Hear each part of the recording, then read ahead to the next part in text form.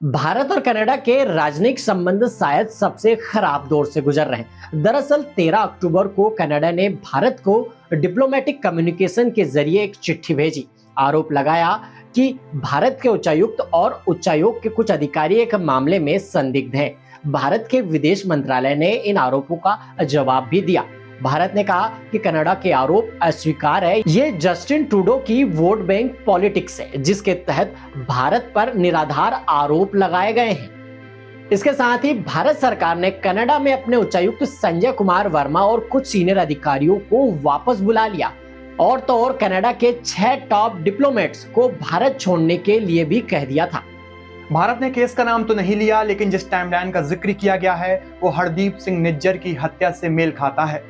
निज्जर खालिस्तानी आतंकवादी था, फर्जी कागजात के सहारे कनाडा पहुंचा था, फिर संदेहजनक तरीके से नागरिकता भी हासिल कर ली थी उसने। जून 2023 में उसकी हत्या हो गई। इसी मामले के बाद भारत और कनाडा के बीच रिश्तों में कड़वाहट पैदा हो गई। दरअसल सितंबर 2023 में ट्रूडो ने कनाडा की संसद में कहा था कि इस बात के पुख्ता सबूत हैं कि निज्जर की हत्या में भारत सरकार के एजेंट्स शामिल हैं। ट्रूडो के आरोप पर भारत ने गहरी नाराजगी जताई थी। कनाडा के उच्चायोग से कई डिप्लोमेट्स को भारत में बाहर निकाला गया था। हालांकि हाई कमिश्नर के निष्कासन की नौबत नहीं आई थी। अब ट्रूडो सरकार ने एक बार फिर से भारत को लपेटने की कोशिश की है। अब की दफा सीधे भारत के हाई कमिश्नर को जांच के दायरे में लाने की बात कही गई है। जवाब में विदेश मंत्रालय ने कनाडा के प्रतिनिधि को समन भेजा है। उनके सामने नाराजगी जताई गई है। फिर अपने हाई कमिश्नर को वापस बुला लिया गया है और उनके हाई कमिश्नर समेत 6 डिप्लोमेट्स को भारत छोड़ने के लिए कह दिया गया है।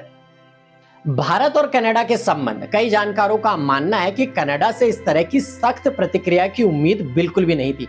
इसलिए ट्रूडो ने आनन फानन में प्रेस कॉन्फ्रेंस बुलाई, भारत पर गंभीर आरोप भी लगाए। ये भी कहा कि वे इस मुद्दे को G7 और 5 आइज देशों के सामने भी रखेंगे, यानी कि हाल फिलहाल में तनाव कम होने की कोई भी गुंजाइश नजर नहीं आ रही है। जानकारों का मानना है कि ट्रूडो ने ये सब अपनी राजनीति साधने के लिए कर रहे हैं, खासकर सिख वोट बैंक की पॉलिटिक्स कर रहे हैं। इस बारे में हम आपको आगे बताएंगे, लेकिन सबसे पहले एक सरसरी नजर डालते हैं भारत और कनाडा के संबंध पर। दोनों देशों के बीच डिप्लोमेटिक संबंधों की शुरुआत 1947 में हुई थी। भारत के पहले प्रधानमंत्री पंडित जवाहरलाल नेहरू अक्टूबर 1949 में कनाडा दौरे पर गए थे। वहां उन्होंने संसद के संयुक्त सत्र को भी संबोधित किया था। 1950-60 के दशक में कनाडा ने भारत को कई इंफ्रास्ट्रक्चर प्रोजेक्ट्स में मदद भी की थी। रिश्तों में पहली दरार 1974 में आई, जब भारत ने पोखरण में पहला परमाणु परीक्षण किया। कहा गया कि इसके लिए भारत ने कनाडा से मिले न्यूक्लियर रिसर्च रिएक्टर का इस्तेमाल किया था। इससे कनाडा काफी नाराज हुआ। फिर 1980 का दशक आया। भारत में खालिस्तान आंदोलन ने रफ्तार पकड़ी। सरकार ने इसके खिलाफ अभियान चलाया। इस दौरान कई खालिस्तानी चरमपंथी भागकर कनाडा पहुंचे। उस समय पियर ट्रूडो कनाडा के प्रधानमंत्री हुआ करते थे।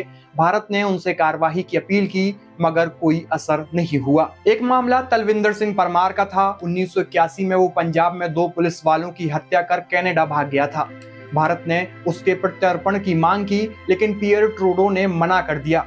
जस्टिन ट्रूडो उन्हीं पियर ट्रूडो के बेटे हैं। बहरहाल 1985 में एयर इंडिया की फ्लाइट संख्या 182 में बम धमाका हुआ। इसमें सवार सभी 329 यात्री मारे गए। तलविंदर सिंह परमार को इसका मास्टरमाइंड बताया गया, मगर उसके खिलाफ कोई भी कार्रवाई नहीं की गई। इस घटना में सिर्फ एक शख्स को सजा मिली, वो भी जेल से छूट चुका है। फिर आया 1998 का साल। भारत ने दूसरा परमाणु परीक्षण किया। इसके बाद अमेरिका समेत अधिकतर पश्चिमी देशों ने भारत की आलोचना की, प्रतिबंध लगाए। इसमें कनाडा भी शामिल था। कनाडा के तत्कालीन विदेश मंत्री मिचेल स्टार्क ने तब कहा था, दोनों देशों के बीच भरोसा खत्म हो चुका है। हालांकि थोड़े समय बाद तल्खी कम होने लगी। 2000 में तत्कालीन अमेरिकी राष्ट्रपति बिल क्लिंटन भारत के दौरे पर आए। इसके बाद प्रतिबंधों में ढील दी जाने लगी। कनाडा ने भी वही रुख अपनाया। फिर 2006 में स्टीफन हाइपर कनाडा के प्रधानमंत्री बने। वो कंजर्वेटिव पार्टी के थे। कनाडा में सिख वोट बैंक पॉलिटिक्स सरकार बनने के बाद साल 2016 में जस्टिन ट्रूडो ने कहा था कि उनकी सरकार में मोदी सरकार से ज्यादा सिख हैं। इसको गैर जरूरी बयानबाजी के तौर पर देखा गया, लेकिन यह ट्रूडो की निजी राजनीति के लिए फायदेमंद साबित हुआ था। दरअसल कनाडा में सिखों की आबादी लगभग 8 लाख है। ये कुल जनसंख्या का 2% है। इसकी तुलना में संसद में उनका प्रतिनिधित्व 4% है। वे किसी भी सरकार बनाने और बिगाड़ने में अहम भूमिका निभा सकते हैं। जहां तक कि खालिस्तान समर्थकों की बात है, यह आबादी का एक बहुत छोटा हिस्सा है, लेकिन कनाडा की लोकल पॉलिटिक्स में उनका अच्छा खासा दबदबा है। इनका गुरुद्वारों पर कब्जा रहता है और इनके जरिए वह सिख मतदाताओं को प्रभावित करने की ताकत रखते हैं। कनाडा में अगला आम चुनाव अक्टूबर 2025 तक होना है।